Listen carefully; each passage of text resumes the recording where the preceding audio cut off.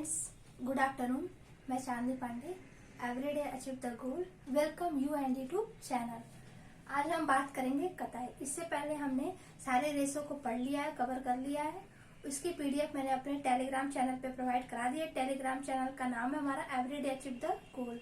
वहां से आप जा करके एक बार देख सकते हैं। और मैं अपने यूट्यूब चैनल के डिस्क्रिप्शन बॉक्स पे मैंने भी टेलीग्राम लिंक दे दिया है। आज हम पढ़ेंगे कताई के बारे में। मैं धीरे धीरे करके एक एक टॉपिक को कंप्लीट करा दूंगी, जिससे आपको इधर उधर खोजना नहीं पड़ेगा। एक ही जगह आपको सारे टॉपिक मिल जाएंगे। तो स्पिनिंग क्या कहलाती है? स्पिनिंग को हम हिंदी में कताई कहते हैं। यार्न को हम हिंदी में सूत कहते हैं। सूत का मतलब धागा। धागा को हम इंग्लिश में यार्न कहते हैं।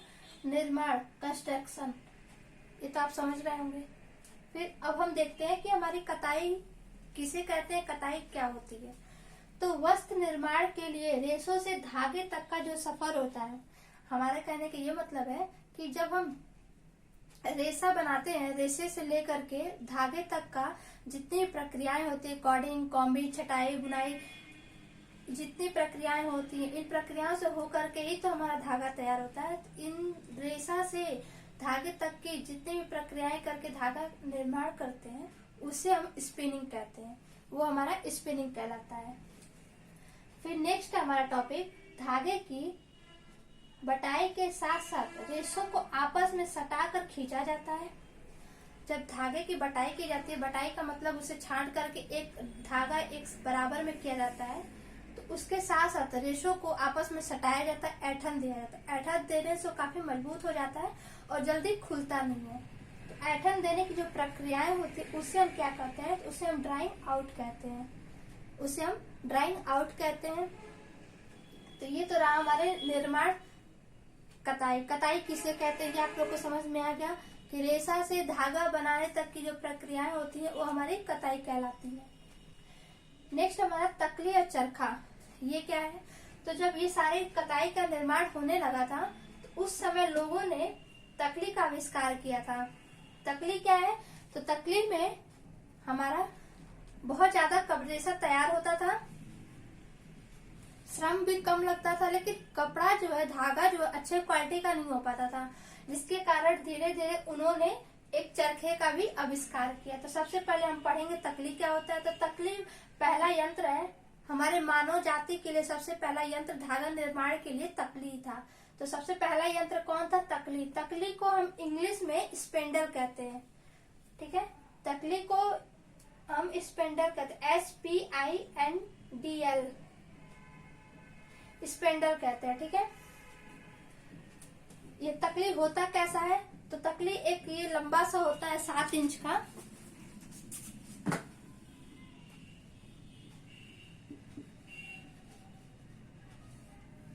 सात इंच की इसकी लंबाई होती है। ठीक, 7 इंच की इसकी लंबाई होती है और नीचे गोल चकती होता है। ठीक है, आप लोग देख पा रहे हैं? नहीं देख पा रहे हैं? ठीक है, मैं साइड में समझा देती हूँ कि होता क्या है। ठीक है,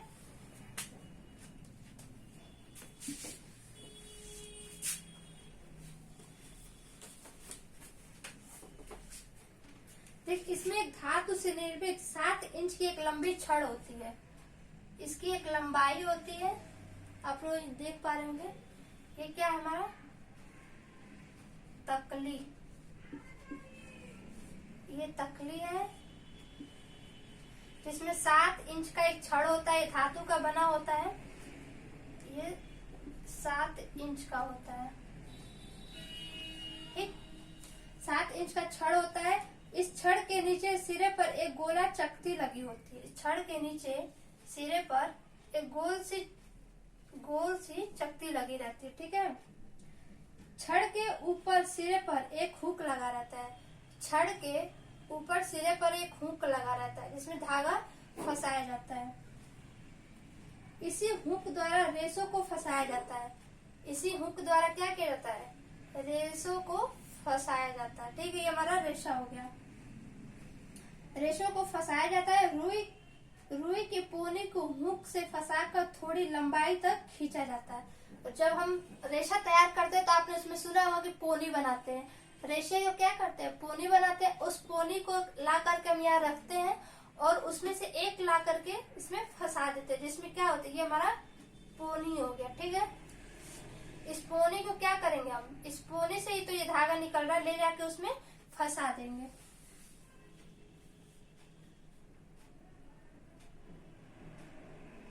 इसे फंसाने के बाद हम क्या करेंगे, थोड़ा सा इसमें से हम खींच लेंगे। ठीक है, इसमें से थोड़ा सा खींच लेंगे, जिसे कुछ लंबाई तक रेसे खींचे जाने के बाद तकली को हाथ से घुमा दिया जाता है। यहाँ जो तकली होता है इसको हाथ से घुमाते हैं, घुमाते घुमाते रेशा क्या होता है, आपस में लपटते जाता है, जिससे तकली तेजी से घूमने लगती है। जैसे जैसे तकली घूमती है धागों का निर्माण होता है और ही साथों साथ ऐठन भी होते जाते। ये जो रेशा ऐसे ऐसे घूमता जाएगा तो ऐठन भी देती जाती है। यहाँ पे एक और होता है जिससे ये तैयार होता है। इस पे लपेटने के बाद ऐठन देते जाते हैं और इसकी लच्छी बना ली जाती है। अब ये अच्छी लच्छी क्या होती है, वस्त्र बुनाई हेतु तैयार हो जाती है। तो हम ये कह सकते हैं, यहाँ पे मैं आपको समझाने के लिए कि यहाँ पे मैं बता दे रही हूँ कि यहाँ पे पढ़ लेते। ठीक है, रेशा से क्या होता है, धागा तैयार होता है, धागा से कपड़ा, धागा से हमारा कपड़ा तैयार हुआ, अब कपड़ा से पहनने योग्य कपड़ा तैयार हुआ। तो जो हमारा रेशा है, रेशा से धागा तक तैयार करने की प्रक्रिया क्या कहलाती है, स्पिनिंग कहलाती है। ठीक है, ये क्या कहलाई, स्पिनिंग, ये हमारा स्पिनिंग कहलाता है। और धागा से कपड़ा बनाने की प्रक्रिया क्या कहलाती है, हमारी कताई कहलाती है। नहीं सॉरी, रेशा से धागा बनाए, धागा से कपड़ा बनाए और कपड़ा बनाने योग्य कपड़े तैयार होते हैं हमारे।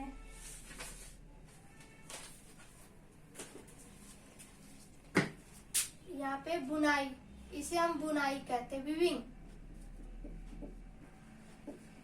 इसे हम बुनाई कहते हैं। ठीक है, रेशा से धागा बनाना स्पिनिंग कहलाता है, धागा से कपड़ा बनाना बुनाई कहलाता है और बुनाई से ही हमारा क्या होता है, पहनने योग्य कपड़ा तैयार होता है। यहाँ पे लिख देती हूँ, पहनने योग्य कपड़ा।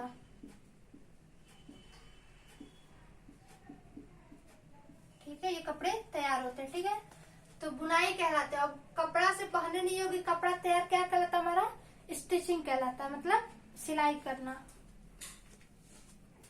ये हमारी बुनाई की प्रक्रिया कैसे होती है, तो करघे पे चढ़ा करके, करघे पे चढ़ाते हैं। जब करघे पे चढ़ाते हैं तो वहां पे हमारा,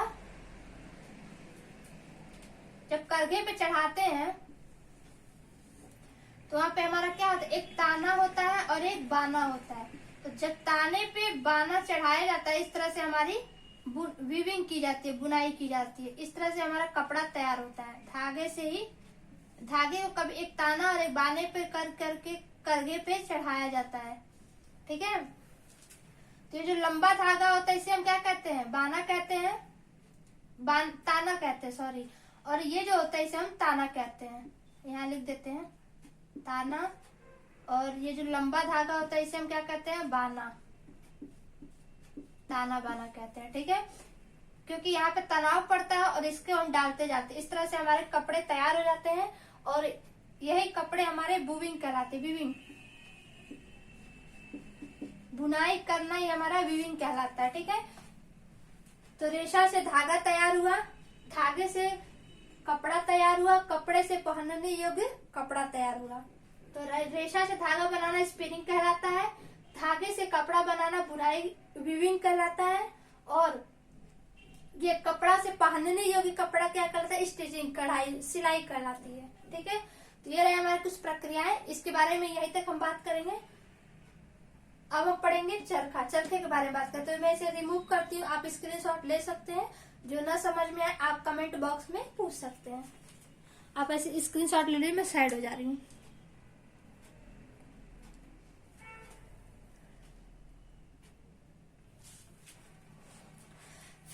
जैसा कि मैंने आपको इससे पहले तकली समझाया, तकली का मैंने यहाँ छोटा सा चित्र बनाया।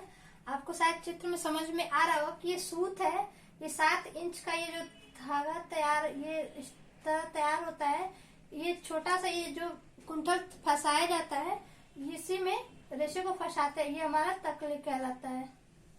ये चित्र में आप लोग देख पा रहे होंगे। अब हम पढ़ेंगे चरखा। चरखे का आविष्कार भारत में हुआ था। इस आविष्कार किसने किया था? तो मुस्लिम के जुल्हे लोगों ने किया था। ये एग्जाम में पूछ सकता है कि किसने किया था, तो मुस्लिम के जुल्हे लोगों ने किया था। और कब किया था? तो 19वीं शताब्दी में किया था। उस समय ये क्या होता है, यूरोप में पहुंच गया था। उसके बाद 1800 शताब्दी में कुछ ऐसा माना जाता है कि एक इंग्लिश मैन आया जिसने मशीन का आविष्कार किया और उसने एक कारखाना खोला। 18वीं शताब्दी में ये आया था इंग्लिश मैन जिसने एक कारखाना प्रणाली खोली और 1764 में मशीन का आविष्कार किया। तो आप एक तरह से यह भी कह सकते हैं चरखे का आविष्कार कब हुआ था? तो 1764 में चरखे का आविष्कार हुआ था। किसने किया था, किस वैज्ञानिक ने किया था? तो जेम्स हॉगरीविट्ज ने किया था। यहाँ आप चित्र में देख पा रहे होंगे, जेम्स हॉगरीविट्ज दिख रहा है जी। ये जेम्स हॉगरीविट्ज ने किया था। कब किया गया था? 1964 में किया था। तो ये हमारा चरखा, तकली, स्पिनिंग क्या कहलाती है, इन सारी चीजों के बारे में हमने इस वीडियो में बात की। ताना बाना, रेशा से धागा बनाना, धागा से कपड़ा बनाना क्या कहलाता है, स्पिनिंग, बुनाई, ये सब चीजें भी हम आगे पढ़ेंगे।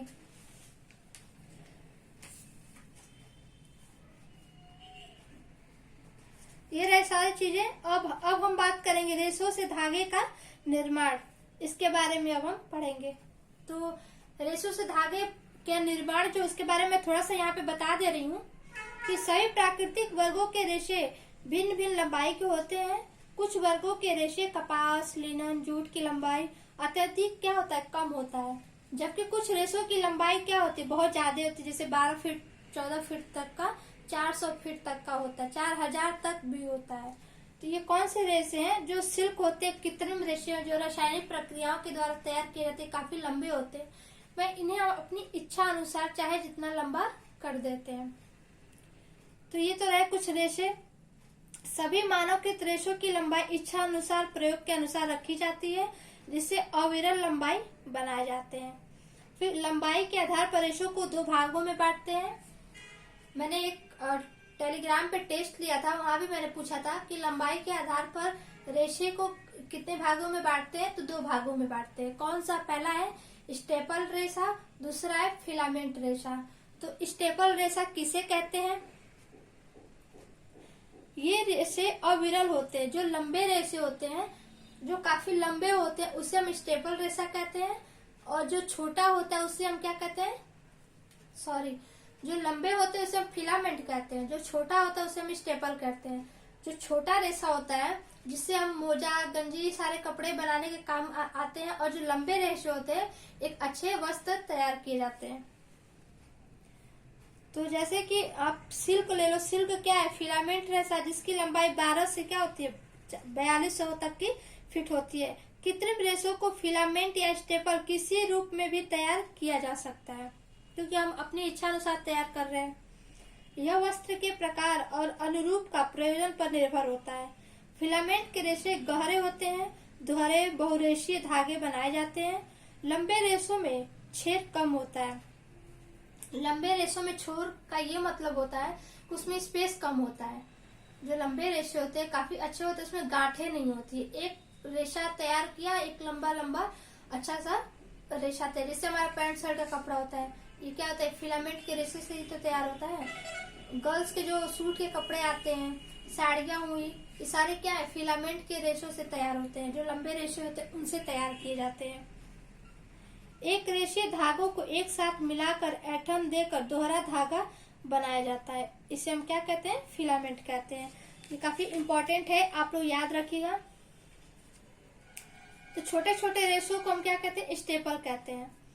स्टेपल रेशा हमारा क्या कहलाता है, छोटे छोटे रेशों को छोड़कर सभी प्राकृतिक वर्ग के रेशे स्टेपल रेशे की ही होते हैं।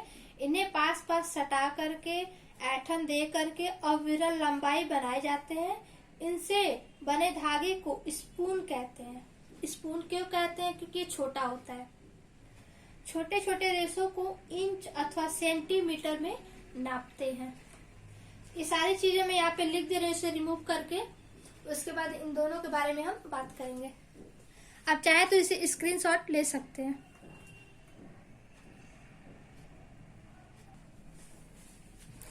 यहाँ पे मैंने आपको लिख के भी बता दिया कि लंबाई के आधार पर रेशों को दो भागों में बांटते हैं, फिलामेंट और स्टेपल। फिलामेंट को हम डेनियर में नापते हैं, स्टेपल को हम इंच और सेंटीमीटर में नापते हैं। यहाँ पे आपको दिख रहा होगा, ठीक है। तो ये तो रहे कुछ हमारे स्पिनिंग। अब हम बात करेंगे धागा निर्माण करने की विभिन्न अवस्थाएं। कौन कौन सी अवस्थाएं हैं इनके बारे में बताएंगे। जैसे अवस्थाएं इसमें बहुत सारी हैं, जैसा कि बुनाई है, कंघी करना, धुनाई करना, खींचना, ये जितनी भी अवस्थाएं हैं ना, इनके बारे में हम बात करेंगे। ये अवस्थाएं होती क्या है, इनके कार्य कैसे होते हैं, इन सारी चीजों के बारे में हम जब पढ़ाई कर लेंगे, जब इन सारी चीजों को समझ लेंगे, फिर हमको क्या होगा, इनका क्रम करने में आसानी होगा। मैं यहाँ चित्र के माध्यम से भी आपको दिखाने की कोशिश कर रही हूँ कि चरखा और स्पिनिंग होता कैसा है। यहाँ पे आप चित्र में देख पा रहे होंगे हमारे कि ये जो है ये हमारा तकली है, ये जो है हमारा क्या है, चरखा है, ठीक है। ये हमारी तकली है। सोचिए इतने पतली सी डंडी पे पहले के लोग रेशा से धागा बनाने का कार्य प्रारंभ किया था। देख पा रहे हैं मैं यहाँ पे, ये हमारी तकली है, ये चरखा है। इस तरह से ये सारी प्रक्रियाएं शुरू हुई, फिर तकली हुआ, फिर चरखा हुआ, चरखा से अब मशीन तक के कार्य होने लगे। तो ये रहे कुछ इस तरह से हमारे सारे कार्य। इसके बाद इनकी सारी अवस्थाएं पढ़ेंगे। तब तक के लिए हम ये वीडियो काफी बड़ा नहीं करना चाहती हूँ, जिससे आपको छोटे छोटे वीडियो में सारी चीजें समझ में आ जाए, ठीक है। ये सारी चीजें हम पढ़ेंगे। काफी लंबा है ये, तो कल मैं इस एक वीडियो में पूरा कवर कर दूंगी, ठीक है। तो धागों के प्रकार भी पढ़ लेंगे हम। कंघी करना, धुनाई करना, खींचना, घुमाना, कताई करना, यांत्रिक कताई करना, रासायनिक कताई करना, रीनिंग क्या होता है, इस सारी चीजों के बारे में हम बात करेंगे। धागे की ऐठन कैसे दी जाती है, इन सब वीडियो को, इन सारे टॉपिक्स को हम कल वाली वीडियो में बात करेंगे। तब तक के लिए थैंक यू सो मच। मैं वीडियो को काफी बड़ा नहीं करना चाहती हूँ, जिससे बच्चों को भी बोरिंग ना लगे। और अभी मैं लाइव क्लास नहीं ले पा रही हूँ, इस वजह से मैं चाहती हूँ शॉर्ट में आपको अच्छे से टॉपिक सारे समझ में आए। इन सब के आप चाहे तो स्क्रीनशॉट ले सकते हैं। तब तक के लिए थैंक यू सो मच।